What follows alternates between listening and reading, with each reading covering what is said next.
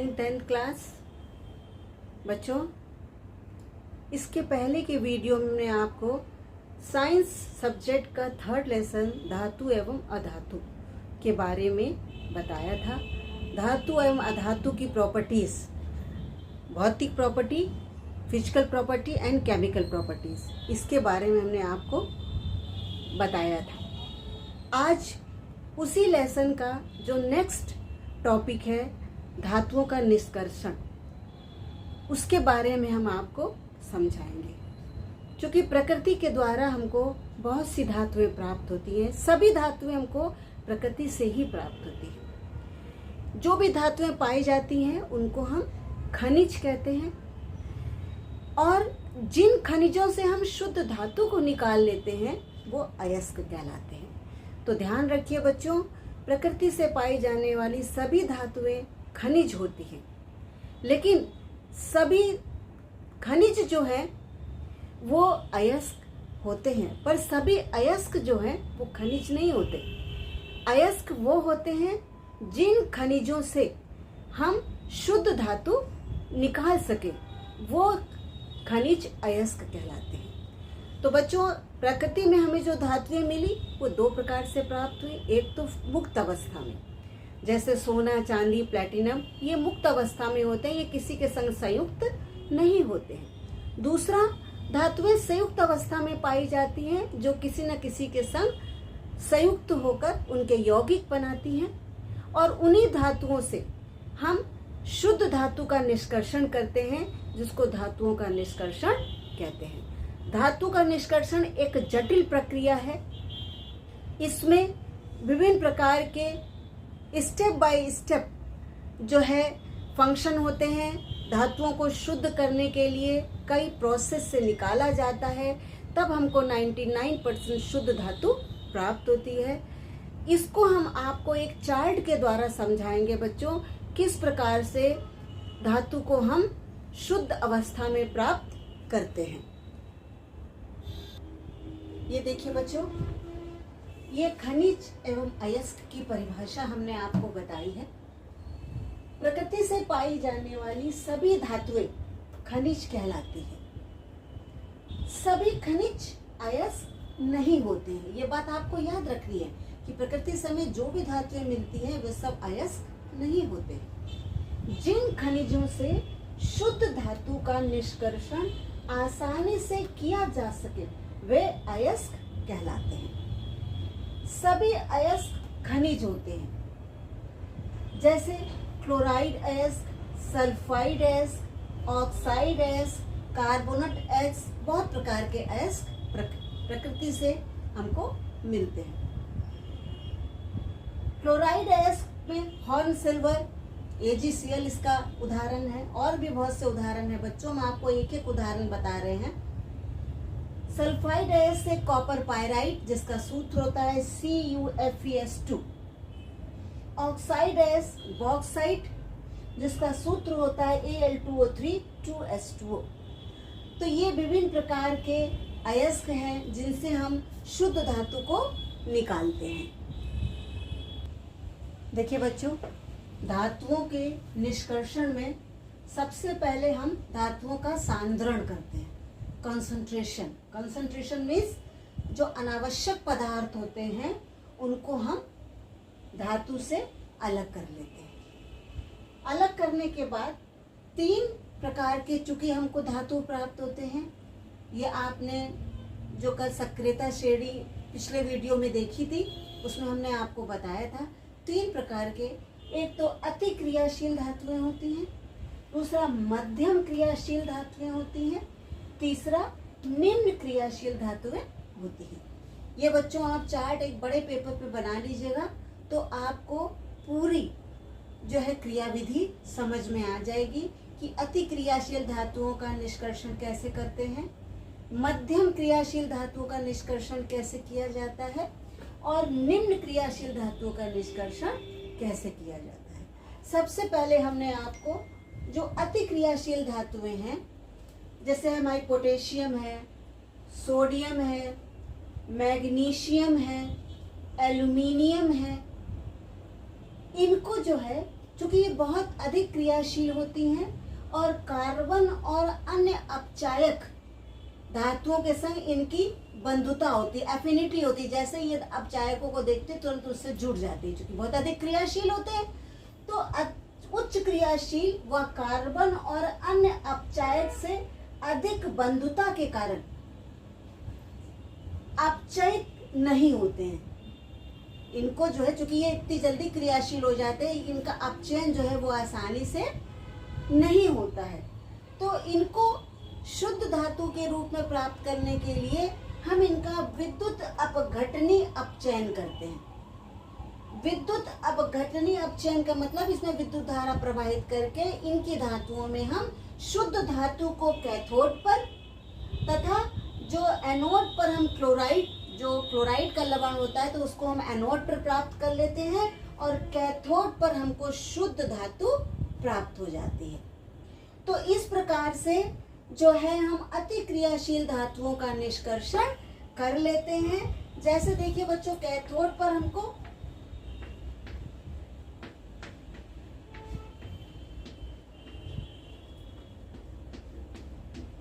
Sodium plus ई, तो यहाँ क्या मिलेगा हमको? सोडियम मिल जाएगा, सोडियम मिल जाएगा, समझिए। और एनोड पर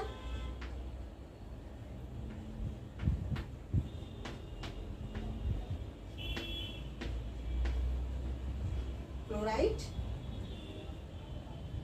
जो है इससे माइनस ई, और हमको यहाँ पर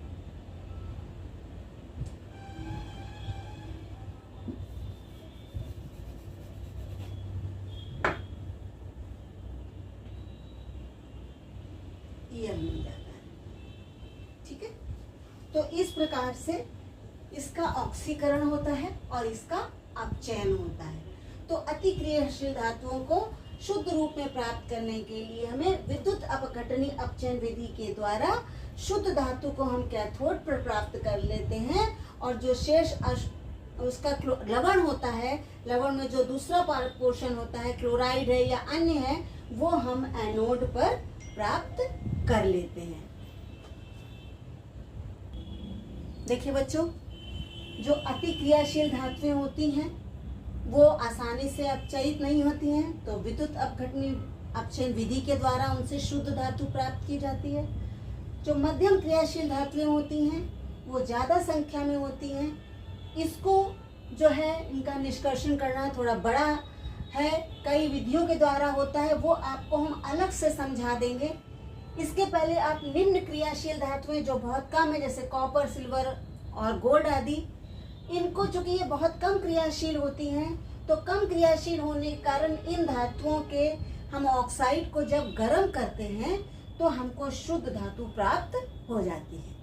तो चाहे उच्च क्रियाशील हो या निम्न क्रियाशील हो, उनको अपचयित करके, उच्च क्रियाशील को हम अपचयित करके जो है शुद्ध धातु प्राप्त कर लेते हैं विद्युत अपघटनी विधि के द्वारा, और निम्न क्रियाशील धातुओं को हम केवल जो है वायु की उपस्थिति में गर्म कर लेते हैं, तो जो है हमको शुद्ध धातु प्राप्त हो जाती है। जैसे देखिए कॉपर ग्लास Cu2S है, ये एक अयस्क है जिसको जब हम वायु की उपस्थिति में गर्म करते हैं तो हमको कॉपर ऑक्साइड और सल्फर डाइऑक्साइड प्राप्त होता है। इस कॉपर ऑक्साइड को फिर और अधिक हम कॉपर ग्लास के संग और अधिक हीट करते हैं बच्चों, तो हमको कॉपर जो है वो मुक्त हो जाता है और सल्फर डाइऑक्साइड गैस अलग हो जाती है। तो निम्न क्रियाशील हो या उच्च क्रियाशील हो, इनको हम एक सिंपल प्रोसेस के द्वारा शुद्ध धातु प्राप्त कर सकते हैं। अब बच्चों, मध्यम क्रियाशील धातुएं जो होती हैं उनका निष्कर्षण जो है थोड़ा सा कई चरणों के द्वारा किया जाता है, जिसके बारे में हम आपको इस चार्ट से अलग जो है समझाएंगे। देखिए बच्चों, हमने आपको अभी धातुओं के निष्कर्षण में उच्च या अति क्रियाशील धातु और निम्न या कम क्रियाशील धातुओं के बारे में इसके पहले बताया था। क्योंकि चार्ट काफ़ी बड़ा हो जाता है, ब्लैक बोर्ड पे आता नहीं है। अब हम आपको मध्यम क्रियाशील धातुएं जो कई चरणों के द्वारा शुद्ध की जाती हैं और शुद्ध प्राप्त होती हैं, इसके बारे में हम आपको बता रहे हैं। जो मध्यम क्रियाशील धातुएं हैं, जैसे हमारे जिंक है, आयरन है, लेड आदि हैं, इनको क्योंकि हमको दो प्रकार के अयस्क इसमें ज़्यादातर मिलते हैं। एक होता है कार्बोनेट अयस्क और दूसरा होता है सल्फाइड अयस्क। तो जो भी अयस्क हमको प्राप्त होते हैं, इनको शुद्ध करना, तो इनको शुद्ध करने के लिए हम सबसे पहले इनको ऑक्साइड में बदल लेते हैं। क्योंकि कार्बोनेट और सल्फाइड अयस्क को शुद्ध करना उतना आसान नहीं होता है जितना इन अयस्कों को हम अगर ऑक्साइड में परिवर्तित कर लेते हैं, तो ऑक्साइड में परिवर्तित करने के बाद इनका आसानी से अपचयन किया जा सकता है और अपचयन करके हम शुद्ध धातु प्राप्त कर लेते हैं। तो सबसे पहले बच्चों, कार्बोनेट अयस्क जो हमको प्राप्त होता है, उसको ऑक्साइड में बदलने के लिए हम निस्तापन क्रिया को अपनाते हैं। निस्तापन क्रिया क्या होती है बच्चों? वायु की अनुपस्थिति में धातु को, कार्बोनेट अयस्क धातु को वायु की अनुपस्थिति में जो उसका गलनांक होता है, हमने इसके पहले वीडियो में बताया था, गलनांक है धातुओं के गलने का तापमान। तो वायु की अनुपस्थिति में धातु के गलनांक से कम पर उच्च ताप, चूंकि इनके गलनांक बहुत अधिक होते हैं, तो गलनांक से तो कम पर उच्च ताप पर जब हम इनको गर्म करते हैं, तो हमको संबंधित कार्बोनेट अयस्क का ऑक्साइड प्राप्त हो जाता है। एक उदाहरण जैसे जिंक कार्बोनेट श्रेणी बताई थी धातुओं की, तो उसमें हमने बताया था कि बहुत कुछ धातुएं बहुत अधिक क्रियाशील होती हैं और कुछ धातुएं बहुत कम क्रियाशील होती हैं। ऊपर की तरफ पाई जाने वाली धातुएं अधिक क्रियाशील होती हैं और जिसे से नीचे जाते हैं तब तक उनकी क्रियाशीलता कम होती जाती है। तो हम आपको इसी वीडियो में सबसे पहले हमने आपको जो है उच्च क्रियाशील धातुओं के बारे में बताया था, किस तरह उनको जो है शुद्ध प्राप्त किया जाता है, और निम्न क्रियाशील धातुओं को किस प्रकार से शुद्ध रूप में प्राप्त किया जाता है।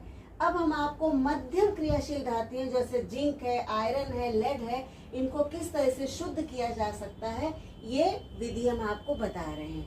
इस विधि में बच्चों जो हमको कार्बोनेट अयस्क है या हम सल्फाइड अयस्क है या अन्य कोई अयस्क है, तो उनको इस कार्बोनेट और सल्फाइड या अन्य को जो है शुद्ध रूप में प्राप्त करना धातुओं को बहुत मुश्किल होता है। तो सबसे पहले हम कार्बोनेट अयस्क है या सल्फाइड अयस्क है, इन दोनों को हम जो है निस्तापन और भर्जन विधि के द्वारा, कार्बोनेट अयस्क को निस्तापन विधि के द्वारा वायु की अनुपस्थिति में उसके गलनांक से कुछ कम पर उच्च ताप पर गर्म करने पर हमको जो है जिंक कार्बोनेट का, हमको जिंक ऑक्साइड अर्थात कार्बोनेट अयस्क को ऑक्साइड अयस्क में परिवर्तित कर दिया जाता है। इसी तरह सल्फाइड अयस्क को भर्जन विधि के द्वारा, भर्जन विधि क्या है? यह है कि जब सल्फाइड अयस्क को वायु की उपस्थिति में उसके गलनांक बिंदु से कुछ निम्न ताप पर गर्म करने पर ऑक्साइड में बदल जाता है। क्या? सल्फाइड जो है ये ऑक्साइड में बदल जाता है और इस प्रक्रिया को हम भर्जन क्रिया कहते हैं। अभी क्रिया क्या होती है बच्चों? Zinc sulphide 2ZnS + 3O2 = ZnO + SO2। तो क्या बिना ZnO जिंक ऑक्साइड, यहाँ भी हमें जिंक ऑक्साइड भर्जन क्रिया के द्वारा मिला सल्फाइड अयस्क से, जो वायु की उपस्थिति में किया जाता है। और कार्बोनेट अयस्क जो है ये वायु की अनुपस्थिति में उसके गलनांक से कुछ कम ताप पर गर्म करने पर जो है निस्तापन विधि के द्वारा जिंक कार्बोनेट जिंक ऑक्साइड में बदल जाता है। अब दोनों अयस्क, चाहे वो कार्बोनेट है या अयस्क सल्फाइड है, इन दोनों को जब हमने ऑक्साइड में बदल लिया, तो ऑक्साइड में बदलने के बाद इन धातुओं का जो ऑक्साइड है उनका हम अपचयन करते हैं और अपचयन कर हम शुद्ध धातु प्राप्त कर लेते हैं। क्या शुद्ध धातु की अभिक्रिया होती है? ZnO plus C is equal to Zn plus CO। तो ये है Zn जो प्राप्त हुई, ये धातु प्राप्त हुई है हमको।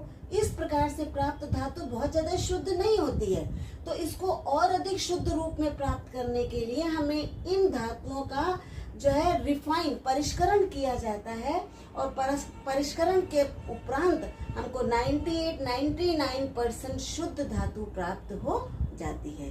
तो धातुओं के परिष्करण की विधि बच्चों आप लोग को नेक्स्ट वीडियो में बताएंगे, और इस चैप्टर में जो भी और सब टॉपिक्स रह गए हैं छोटे मोटे, उनकी भी परिभाषा हम आपको अगले वीडियो में बताकर इस चैप्टर को समाप्त कर देंगे।